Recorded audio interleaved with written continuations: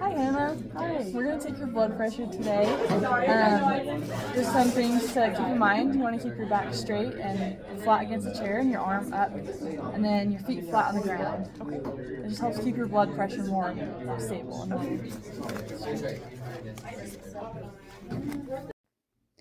I am putting the cuff around Hannah's arm and making sure it's nice and snug. Not too tight, not too loose, because you don't want to cut off circulation and you don't want it to be ineffective. And then I'm putting on the stethoscope.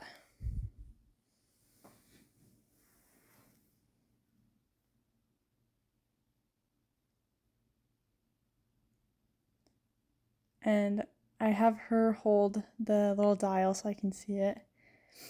And then I place the stethoscope on the brachial artery, right below her elbow or above her elbow. And then we can watch as I inflate the cuff as the dial goes up. And then as it's going up, it's just filling up the cuff. Then I release a little bit of air and let it come down. And then I listen for the first heartbeat sound. Once I hear that, I know that's the systolic blood pressure. And hers is at about 120. And then I wait for the last heartbeat sound to take the diastolic pressure, which is at about 80. And there is her blood pressure, 120/80. Now we're going to talk about the different blood pressure stages. And as you can see, there's the different levels.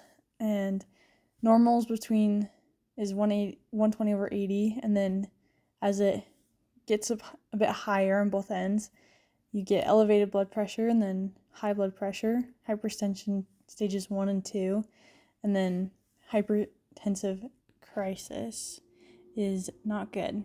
And so there's some different ways that we can lower and make our blood pressure higher if needed.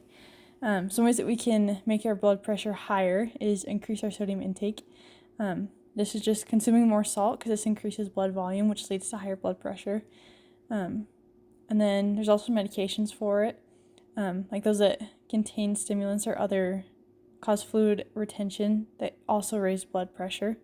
And those are usually prescribed when medically necessary. There's also some ways to lower our blood pressure.